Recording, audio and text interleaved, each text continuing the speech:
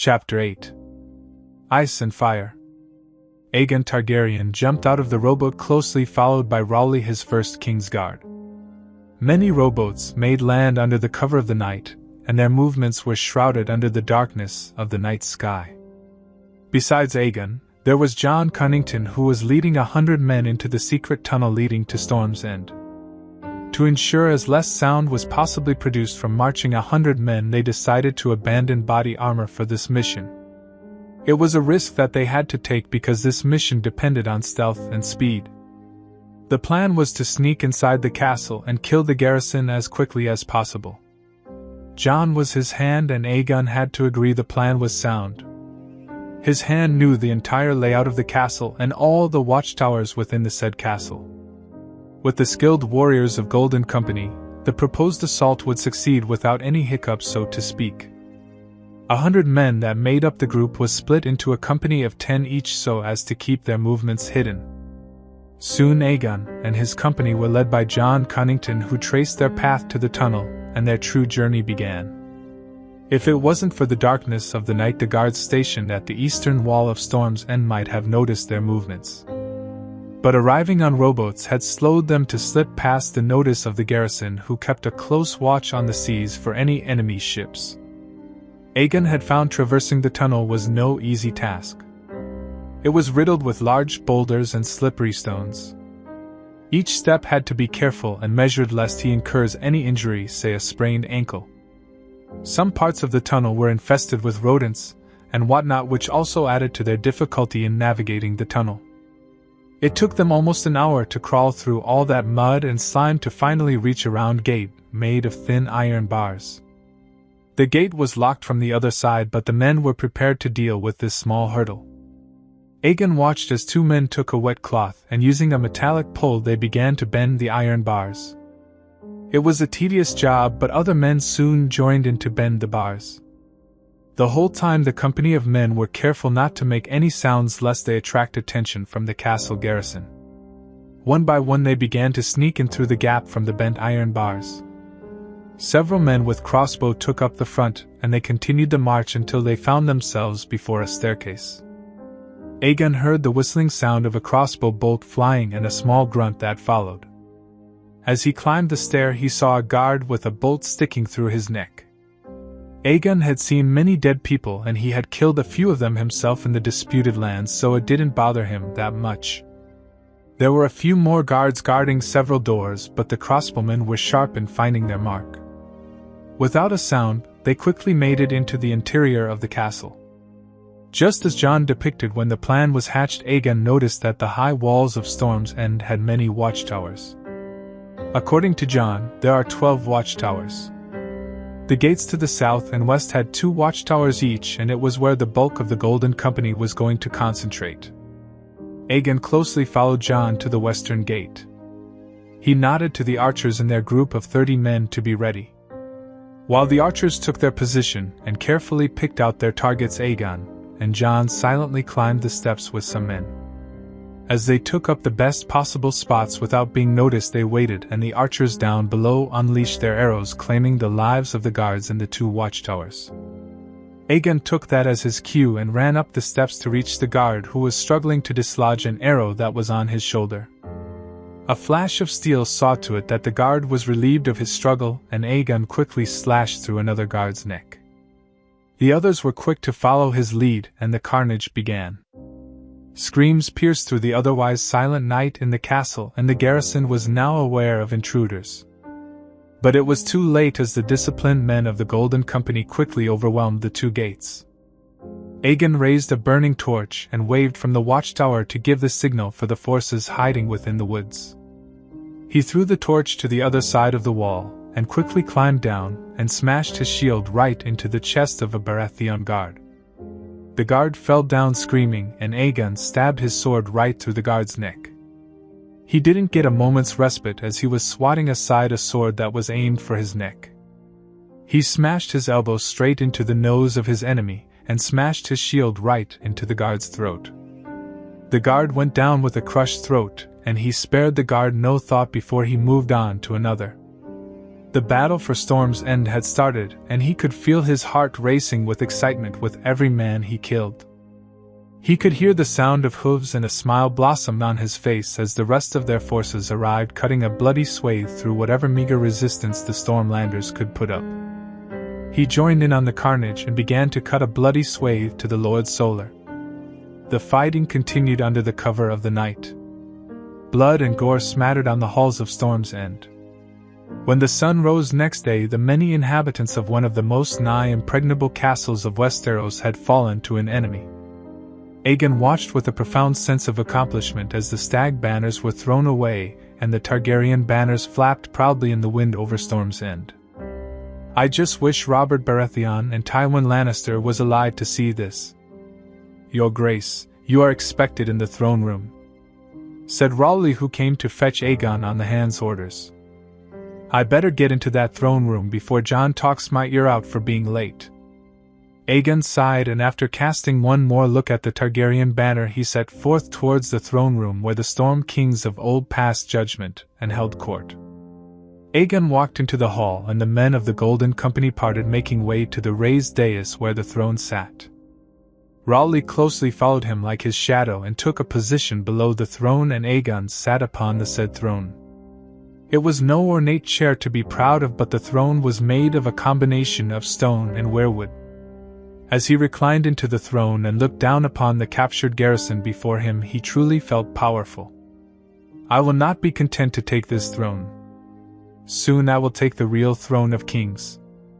You are in the presence of Aegon of House Targaryen, the sixth of his name, the rightful king of the Seven Kingdoms.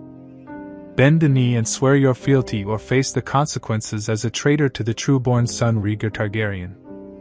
Jon announced, making the surviving garrison look uneasily at each other. "Your Grace, the garrison is here to surrender," said Jon in a whisper, to which Aegon nodded, and his eyes zeroed in on a knight with a turtle insignia on his armor. "I believe you are Sir Lomas Estermont, the Castellan of Storm's End," said Aegon, and the knight moved forward and went on a knee. "I am," Sir Lomas answered. "You will address King Aegon as your Grace." Jon snapped at the knight, making many in the garrison shuffle nervously. "Forgive me for speaking out of turn, but to my knowledge, Prince Aegon died in King's Landing at the hands of the Mountain. Seeing as you are here with the backing of the Golden Company, I guess your real name would be Aegon Blackfyre, is it not?" Sir Lomas asked, and that put many members of the Golden Company at unease, and Jon Cunnington took a deep breath to calm his nerves. "I am Jon Cunnington, the former hand to King Aerys II. I was also a good friend to Rhaegar Targaryen, and I vouch for his Grace's identity. Lord Varys, the Master of Whispers himself, smuggled the king out of King's Landing when he was a babe, sir. His identity is not in question, merely your loyalty is. My loyalty is to House Estermont. As Castellan of Storms End, my loyalty is to this castle and all its inhabitants. As a Westerosi, my loyalty is to this land. You say you vouch for this pretender Cunnington. You yourself was exiled by King Aerys, and how will we trust the word of a man who was exiled by House Targaryen? If Varys really did save the prince, then why did he not save the princess as well? Was she not worth his effort?" Sir Lomas questioned, and Aegon felt a cold creeping down his spine. For a time the hall remained eerily silent. "You don't have an answer, do you, Cunnington? I surrender the castle to you, but don't expect me or anyone here to proclaim this boy a Targaryen, much less a king. We will not suffer an SOC pretender, and your Sells-word friends will get crushed as it happened in all the Blackfyre rebellions before." Sir Lomas proclaimed, and stood up on his feet with his head held high. "Give the command, your Grace, and I will present this upstart's head at your feet." Rowley snarled as his hands tightened around the hilt of his sword. "If we kill everyone that does not believe the king's identity or claim, then we will be killing quite a lot of men.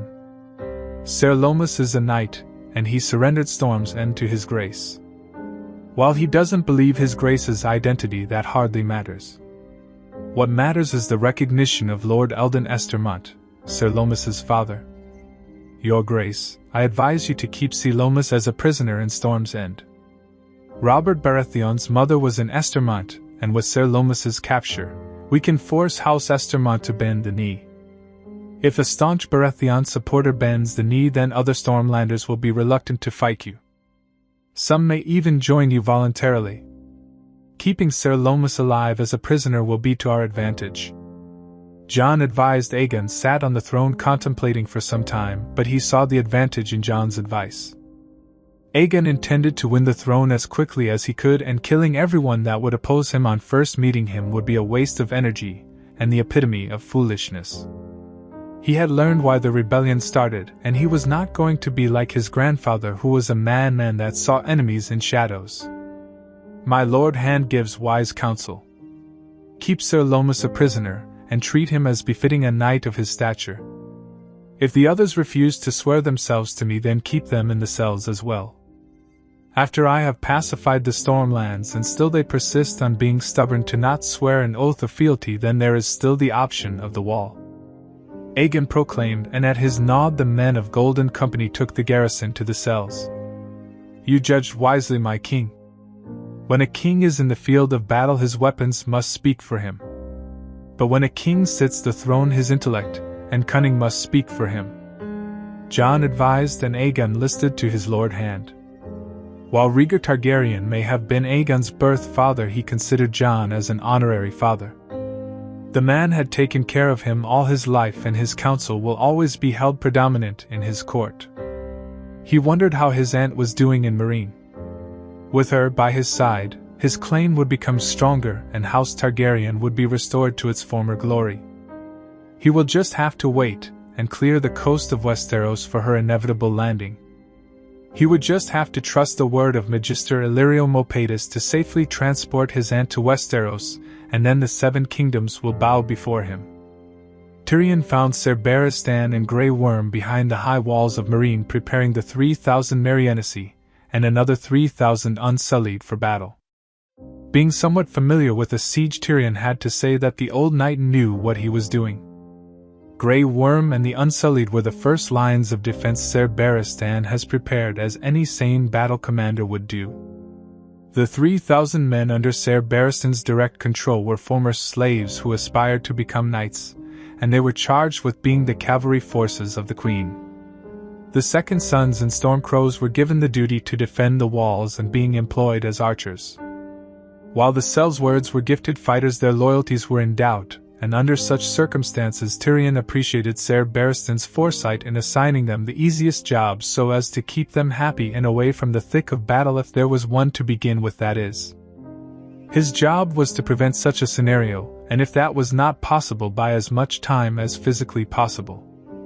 You have not yet spoken to Ser Barristan, have you?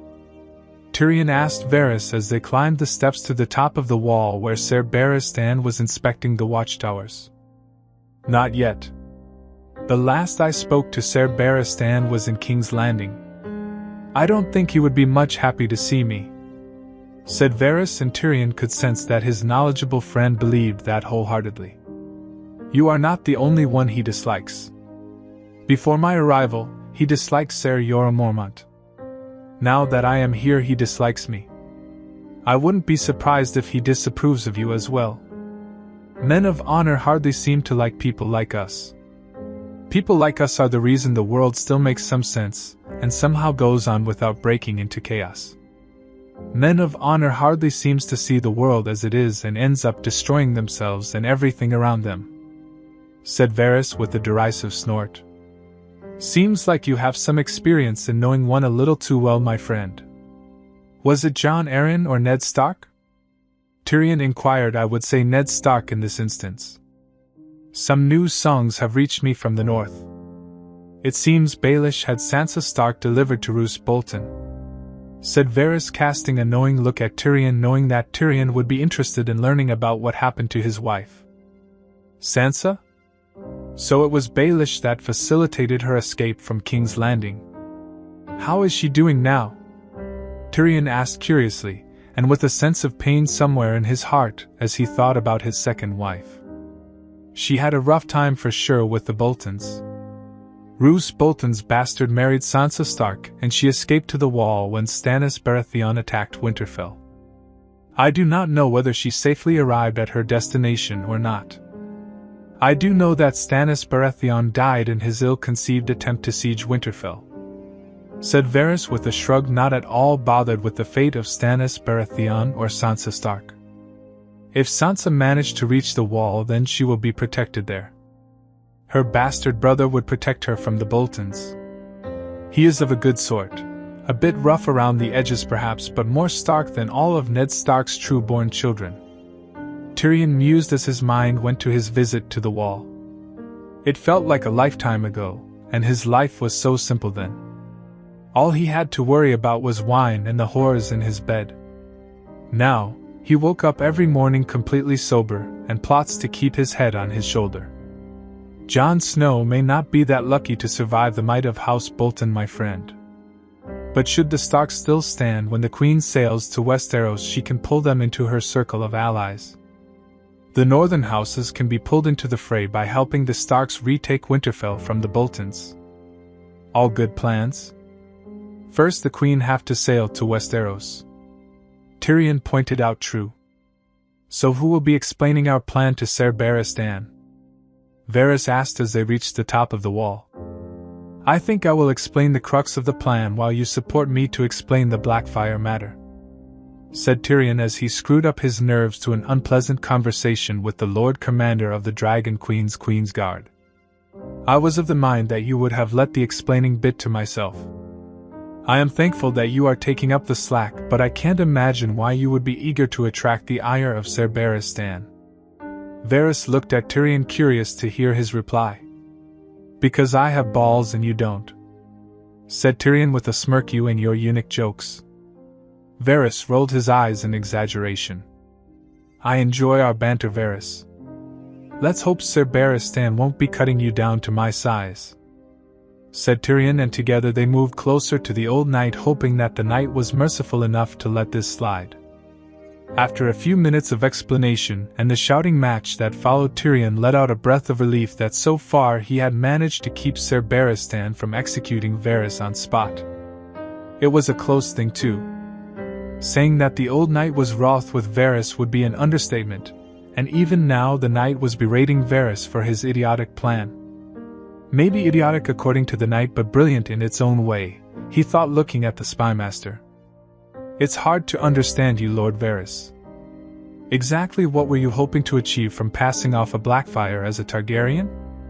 Nothing good has ever come out of a Blackfyre, ever." Barristan shouted, and Tyrion lightly flinched at the volume. "What would you have me do, Ser Barristan?"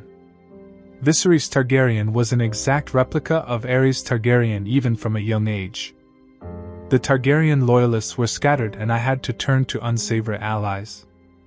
When Sir Willem Darry took Viserys and Daenerys Targaryen to Braavos, I had hoped that the Blackfyre plot would not be needed if the good knight was able to somehow stabilize young Viserys. As you know, that plan didn't pan out as exactly as I hoped. From then on I actively guided the Targaryen children to different safe houses across Essos. Do you know what happened? Because of Viserys Targaryen and his madness, they were kicked out within 2 days of stay. If you expect me to support another wannabe Mad King, then you are solely wrong, sir. I saw and heard what the Mad King did to pastime. I saw what sense of justice Aerys Targaryen had, and I will not support a person who I was convinced to be a madman on the Iron Throne. Varys shouted back, plunging the room into an uncomfortable silence. I hoped with a union between Aegon and Daenerys the bad blood between the two houses would come to an end. But Illyrio played his hand when he succeeded in marrying Daenerys to Khal Drogo.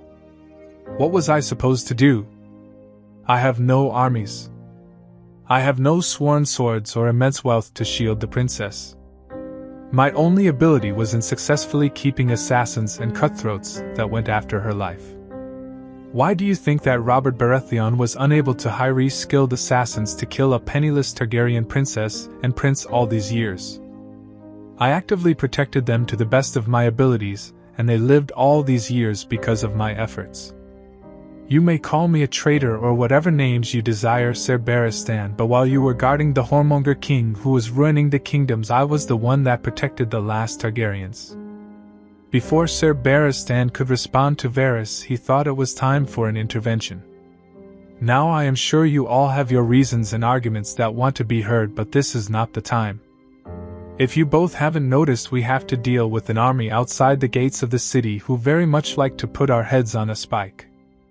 We must set aside our differences and face the enemy outside the gates of Meereen, because that is our duty as the supporters of Queen Daenerys," Tyrion said, starting hard at both Ser Barristan and Varys. Turning to Ser Barristan, he further added, "You may doubt the loyalty of Varys, but consider this. He could have kept the Blackfyre plot as a secret, and stood by his original plan to let Aegon Targaryen take the Iron Throne. If he and Jon Cunnington vouched for the boy, then our queen would even believe the identity of Aegon. He didn't do any of that, and instead, he came clean to us and warned us of the threat. So please let Varys explain himself, and let's put this behind us right in this tent, and show a united front against our enemy outside the gates." Saying that, Tyrion nodded to Varys and reclined back into his seat. "Do you know why I am supporting Daenerys Targaryen? It is not because she is a true-born Targaryen, not is it because she has 3 dragons. It is because she has the right heart. Do you really think anyone in Westeros would have bothered to free the slaves of Yokai, Astapor and Meereen? Do you think any king or queen that sat in the halls of power of the Red Keep would have gave up the chance to sit on the Iron Throne and would rather stay in Meereen to rule? Daenerys could have sailed away after she took the ships, the army and the wealth she needed to invade Westeros, but she didn't. That was when I knew that she had compassion in her heart. She may be young and know very little about ruling, but that can be learned. She cared more about the people rather than her ambition or her dream. She set aside her wants for the sake of a people she owes nothing. She did the impossible, and she tried to do right as best as she could. She made mistakes, but she still tried." Tyrion looked at Varys in a new light as the eunuch spoke. He felt as if this was the most honest conversation that he had heard from the spymaster. "I served 2 kings, and I learned about the others that sat on the Iron Throne before them. I learned and observed the other lords of Westeros, and none of them would have chosen the path that Daenerys took if they were in her place. They would not have freed the slaves, and rather they would have sailed to Westeros thinking it an impossible task. She didn't, and she accomplished all of this with very little help. Imagine what she could do with better education, better allies and better advisors. That's the reason why I decided to support the Dragon Queen. I grew up in alleys, gutters, abandoned shacks in my younger days. When I look upon Daenerys Targaryen, I see a ruler that saw the same that I saw and was willing to fight for those who remained oppressed. Too many men have sat the Iron Throne, and too many of them were unworthy. Only one woman had the chance to sit the throne, however brief it may have been, but it's time that the throne once more be sat by a woman. The right woman." There was a pregnant pause, and Tyrion took a glance at Ser Barristan, who looked quite surprised at Varys' outburst. Ser Barristan was not the only one, because he himself was quite flabbergasted by Varys.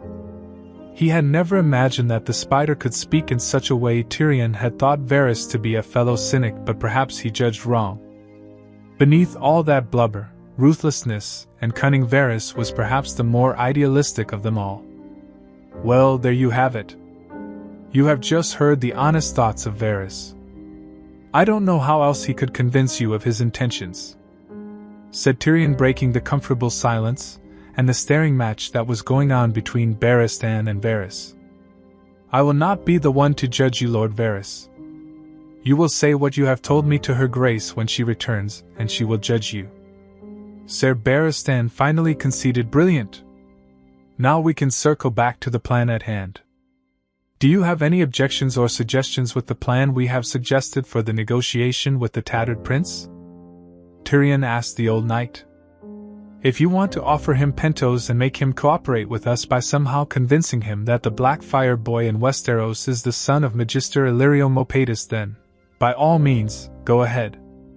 But this meeting between the Tattered Prince and yourself will have to happen tomorrow, not today." Ser Barristan proposed. "Why?" Tyrion asked. "The scouts report that their siege engines are almost ready. If the battle starts, then I intend to ride out into the ranks of our enemy and fight them. Every day that you can delay an attack is a day where I can train the men, and hope that our queen returns preferably with her dragon." Tyrion was about to comment on that but paused as a small boy rushed into the tent and went straight for Varys. He folded his hands and looked on curiously as the small boy whispered into the spider's ear. He, however, noted that Varys's face changed into one of dismay and horror in a blink of the eye. "What happened?" Tyrion asked, dreading this was some news about the queen's whereabouts. "Quentyn Martell is dead. It seems he tried to play with the dragon as you did and got burned for his actions," said Varys, looking at Tyrion, who understood the implication of this incident. They had just about lost the support of Dorne with this single affair. "I almost feel like I know you, but for the life of me I can't recall ever seeing you," said Daenerys as she started into the dark red lacquer wooden mask of her healer. After she learned how to control Drogon, she had burned the Khal and his blood riders on instinct. Jaqo was once a member of Drogo's Khalasar, but he had declared himself Khal and rode off with 20,000 men. She knew Jaqo was a cruel man, and she didn't lose any sleep over killing him. By killing the Khal and his blood riders, she had managed to force the rest of the Khalasar to serve her. With 20,000 Dothraki screamers under her command, she was marching back to Meereen, but her sickness had forced her to delay her travel, and that was how she came under the care of this strange woman from a nearby village. Thankfully, unlike last time, she had managed to ensure the Khalasar didn't raid the village and instead asked for a healer that she felt was quite familiar. "I was there in Qarth when your dragons were stolen, and you were held captive by the warlocks." "Ah. You are Kaith. Ser Jorah told me about you on our voyage to Astapor." Dany quickly recollected the description that Ser Jorah had provided her. "That is what I am now known by, Daenerys Stormborn. It was foolish of those warlocks to think that they could separate those dragons from a Targaryen. I have always found your family to have a unique bond to your dragons. Even the Valerians, who has the blood of old Valyria, doesn't have the same aptitude expressed by your family members," said Kaith as she mixed several herbs together and began to grind them into fine paste. "You knew my family?" Daenerys asked in surprise. "I knew your family better than you knew my princess.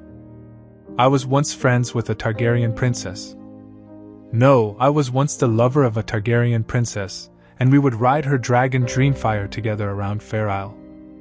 Daenerys started incredulously at Kaith, as if the masked woman had lost her mind. "What are you talking about? All dragons have been dead for hundreds of years ago. I was the one that birthed dragons into the world a few years back. How come you?" Daenerys trailed off as Kaith began to laugh all of a sudden. "My dear girl, you do not know the world well enough to even comprehend my existence. When I was a silly, ignorant hatchling, I lived amongst Targaryens when Jaehaerys I reigned on the Iron Throne.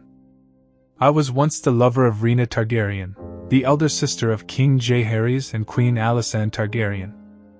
I watched you as you were born into this world, my child. Even the dragon eggs that you hatched were a gift from me. I am Kaith of Ass High, but more than 200 years ago I was known by the name of Alyssa Farman, the first woman to ever sail across the Sunset Sea to Ass High." With each sentence the witch said, Daenerys became more and more afraid. She was about to call for help or even command Drogon to help, but suddenly she felt herself slack into the bed. "My dear, I wouldn't really recommend you make such foolish moves.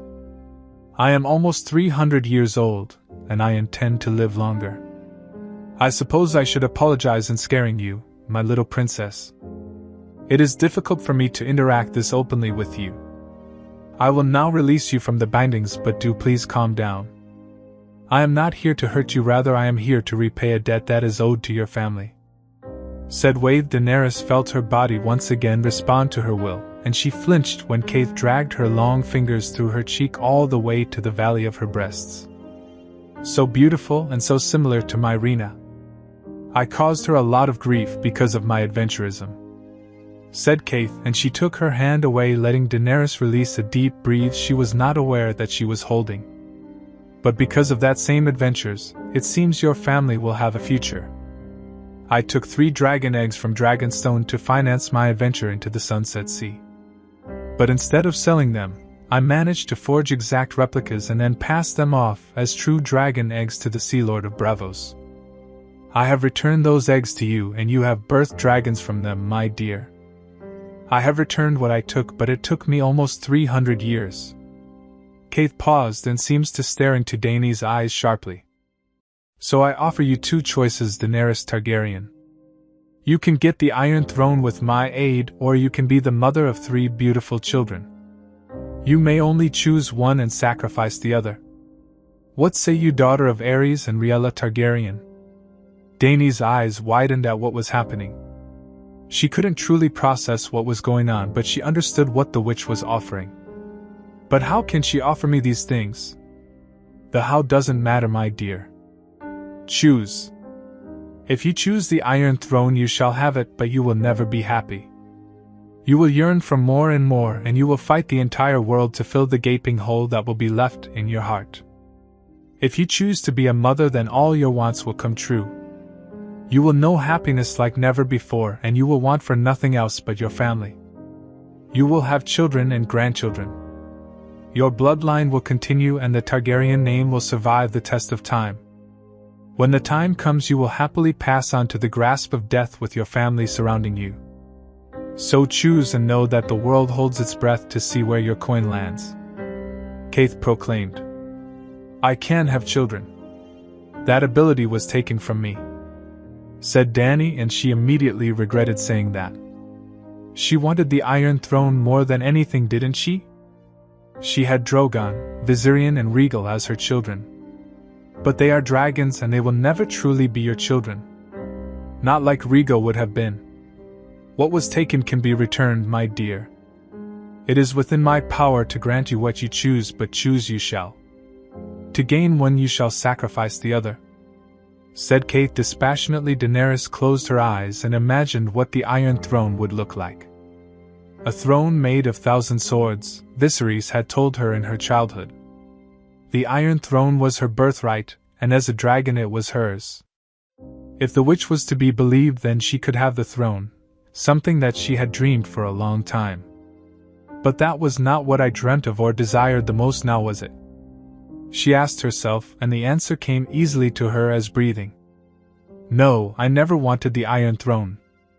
It was Viserys that wanted the Iron Throne, and he sold me like a broodmare to have his throne. What I wanted was much simpler. I wanted the manse with the red door and a lemon tree not far away. I wanted a home and to feel safe. I wanted a family where I was loved and cared for. I needed loved ones that would care for me. I wanted to love and be loved. That's all I have ever wanted. When she opened her eyes, she felt as if all her worries had disappeared all of a sudden. Without the looming shadow of the Iron Throne, she felt light and free. I do not want the Iron Throne, Kaith. I want to have children of my own. I want to have a family of my own, said Daenerys as clear as possible, and she watched as Kaith let out a troll of laughter. Looks like the coin landed favorable for you, Targaryen princess. You will find all that you desire in Westeros. Go where the first dragons landed in the Sunset Kingdoms, and you will see the future that you so desire unfold before your eyes, but beware the Mummer's dragon who claims to be the sun's son, said Kaith, and the witch took a cup filled with a green paste and made Dany gulp it down. The witch took away the cup and climbed into the bed, making Daenerys afraid. Kaith put her lips close to Dany's ear. Your fever will pass, my dear, and soon you will regain your strength. But when you make land in Westeros, give this gift to the Dragon Prince. Tell him that he will need it in the long night. Tell him that a drop of blood will do to bring the rain of dawn. He will understand what I am speaking of, my dear. Kaith whispered into her ear and pressed a kiss on her forehead. Daenerys blinked, and when she opened her eyes there was no sign of Kaith. She felt a weight on her body, and when she looked down there was a long sword secured in a scabbard. She sat up and immediately noticed that she was no longer burning up with fever. She could no longer feel cramps, and she felt as if she was whole again. Her hands trailed to the scabbard that housed the sword. The sword had a red ruby at the end of the handle, and a dragon head was carved where it was housed. She slowly dragged the sword out of its sheath, and she saw the smooth, rippling patterns on the blade. There was no doubt it was Valyrian steel. Her musings were cut short when an aide entered her tent in a hurry. "Sorry for disturbing you, Khaleesi. There are 2 men outside requesting your audience. They say they serve you, Khaleesi." Dany's aide informed her, and when she stepped out of her tent she was greeted by Ser Jorah and Dario Naharis, who promptly knelt. "We finally found you, my queen," said Dario happily, still kneeling before her. Daenerys looked around hoping to see Kaith, but the witch had vanished into thin air. Her subsequent recovery, and the Valyrian steel blade in her hand, was the only evidence of Kaith's presence. "Rise, both of you. Come inside, we have much to discuss," Daenerys ordered, not wanting to speak about Meereen and its woes in the open. Not that she was worried about her Khalasar learning about the city that she ruled, but she wanted to sit down to hear what happened in Meereen after she left on Drogon's back. "Forgive me, my queen, but I think I should keep my distance," said Ser Jorah as he slowly pulled back the sleeve of his arm to show the grayscale infection. He quickly covered his arm lest others see his affliction. For a moment words escaped Daenerys. She knew Jorah has been a spy for Robert Baratheon, but he was also someone that saved her life multiple times. Now, because of her decision to exile Ser Jorah, the man became infected with grayscale. A fate worse than death awaited him because of her decision. There is a cure in the Citadel, right? They must have dealt with grayscale before. I have heard that the Maesters of Citadel are a treasure trove of knowledge. Surely they can cure you, said Daenerys with hopeful eyes. I am afraid grayscale is beyond even their expertise, my queen. Besides, it will be too late when I reach the Citadel.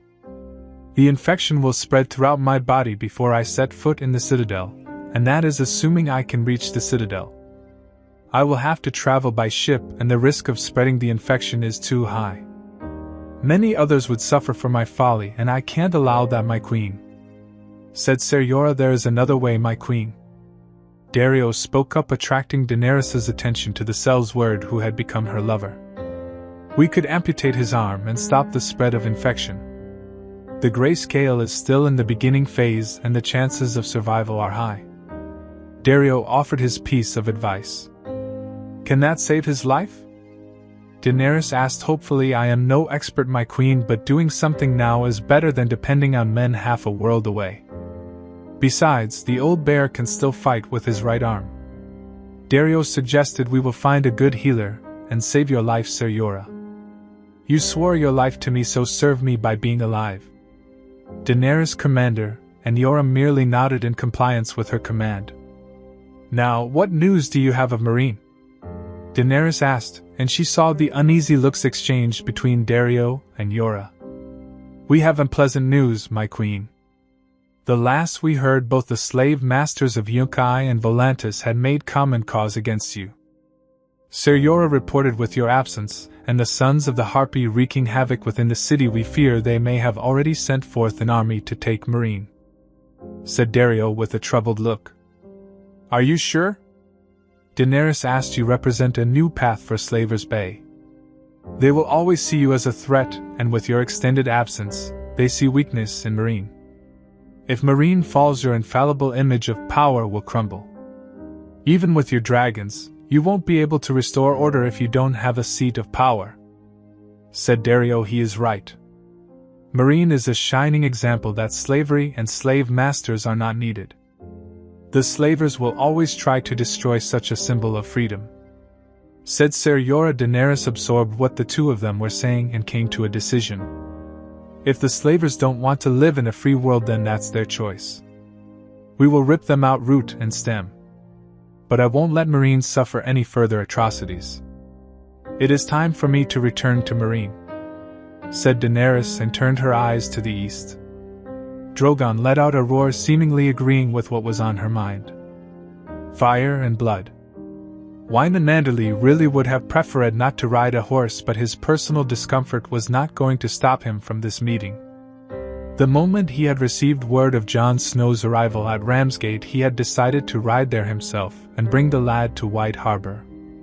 He was not alone in that thinking, which made him cast an eye to the others in his riding party.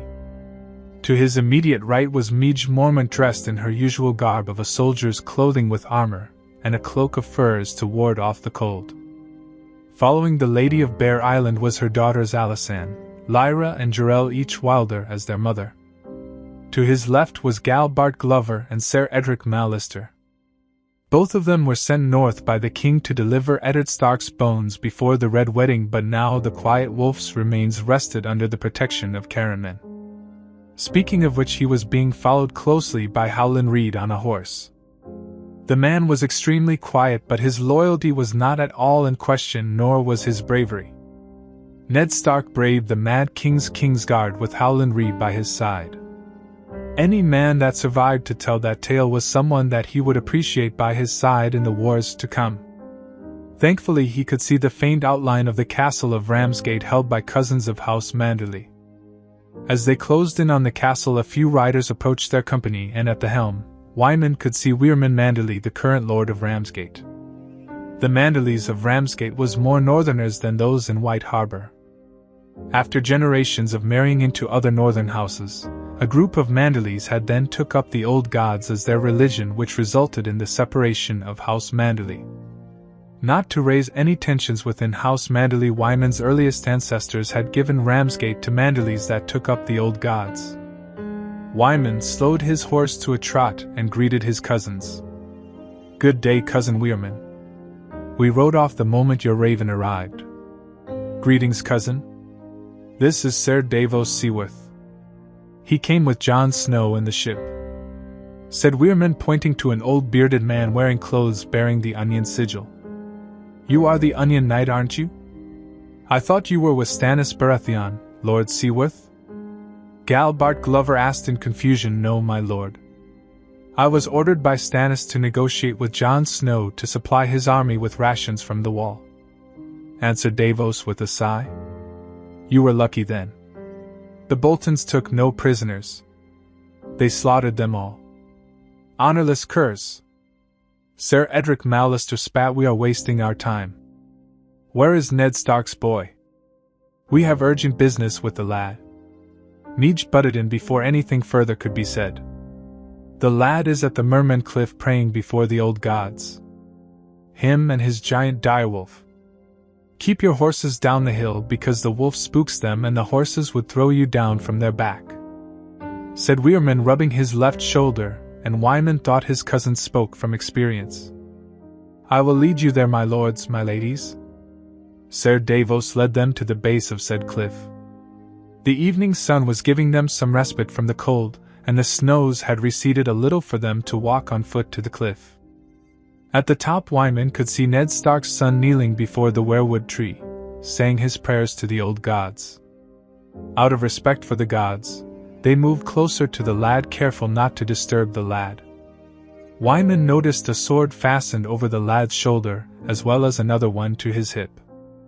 The one at the hip had a wold pommel, but the other one was painted red and he couldn't recognize the design. "I have been watching you all, especially you, Lord Wyman. You have my gratitude for opening White Harbor and Ramsgate for refugees who fled from the Ironborn invasion and the cruelty of Boltons." Jon Snow spoke, startling Wyman and his companions. As the lad turned to face them, Wyman was taken back at seeing Ned's son. Other than the black hair and gray eyes, the lad looked nothing like Ned Stark. The Starks have always been more round-faced, but this one was more angular with more color to his skin as well. For a moment Wyman wondered if that's why some of his men had started to call the lad the White Wolf after news reached them of the fall of Last Hearth and Carhold. But that thought was thrown away when a huge white direwolf stepped out from behind the weirwood tree, snarling at them, making them take a step back. "Easy, Ghost. They are friends." Jon Snow rubbed the wolf behind its ear, and the huge beast was as docile as a little puppy. "There was no doubt this is a Stark," Wyman mused. "That wolf doesn't make us tremble in fear, Jon Snow. We fought beside the young wolf, and Grey Wind was his constant companion." said Lyra Mormont, and Wyman wanted to smack that girl over her head. He let out a silent sigh of relief when Jon Snow merely laughed off the comment. Aye, Grey Wind was more intimidating than Ghost. Jon Snow smiled and nodded at the Mormont girl. We heard of what you did to Last Hearth and Carhold. You did well as befitting of a son of Ned Stark, said Galbart Glover, and Wyman detected a hint of respect from the Glover. Still can't believe Small John Umber would sell out a son of Ned Stark to the flayed man, and that too, breaking guest rights. Midge Mormont spat on the ground and began cursing the Umbers. It doesn't matter now. What's done is done, and northern justice was given to House Umber. Ned Umber still remains in my custody, and soon I will deal with Small John myself, said Jon Snow, and Wyman could make out a cruel glint in the eyes of the lad. You have been on the seas too long, my lord. Small John Umber is dead. Ramsay Snow killed him. We learned that from some of the fleeing Umber men. The fool is losing allies in droves, and with the Stark to lead us, more northern houses will rise up to challenge the flayed man. Edric Mallister said excitedly, no doubt eager to kill the Boltons, and then return to Riverlands with northern aid. I am afraid you have the wrong person. I am not a Stark. Jon Snow shook his head. That's where you are wrong. You are Jon Stark, king in the north by decree of Robb Stark. Your brother named you his heir before the Red Wedding and made all the northern houses accept his will, said Midge Mormont as she handed the lad the last decree of King Robb. Wyman and the others were about to kneel, but the lad stopped them quickly. I can't be a Stark even with this decree. I am heartened by Robb's gesture, but Rickon must take Winterfell. It is his birthright, and I won't steal it from him for a crown, my lady, said Jon Snow as he handed back the letter. Your brother remains a prisoner of that mad dog. You are legitimized by the order of a king. You are a Stark. Lyra Mormont insisted, and for one, Wyman was thankful for that girl to open her mouth, which has not happened often. You misunderstand, my lady. I can't take the name of a Stark when I already have a name of my own. Isn't that right, Lord Reed? Jon Snow asked, and Wyman noted that the Lord of Greywater Watch, who had stayed silent so far, moved forward and knelt before Jon Snow with his sword stabbed on the ground. Mother, look! Lyra Mormont exclaimed, pointing to the sky, and sure enough, a huge beast that blocked out the sun from the sky fell upon them, shaking the ground. Wyman had never felt the kind of terror that he was feeling right now in his entire long life. If he had taken time to take note of others, then he would have been more at ease, because the others were not faring much better. Even the stoic Howland Reed had moved back when the dragon, for it was surely a seven-damned dragon, landed right behind Jon Snow. Wyman watched in open fascination and fear as Jon Snow placed his hand on the snout of the green dragon. The dragon purred like a cat, as if it enjoyed being petted like that, and started rubbing its huge head on Jon Snow. Wyman had to admit that Howland Reed had balls of steel as he watched the Lord of Greywater Watch approach Jon Snow and knelt once again like before. I was there when your uncle Eddard Stark received you from your mother Lyanna. I was the one to carry you to the north, and I did so with pride. Your mother was my friend, and it was for her that I fought in the south. You are her son, and you will always have my allegiance. Daeron Targaryen, third of his name, King of Undals, Rhoynar, and the First Men. Wyman noted the others were quick to follow. They all knelt before Daeron Targaryen and swore their oaths of fealty. A northerner with a dragon at his call was a king, no matter what name the lad was going by, especially one with the blood of the Starks. Rise, all of you.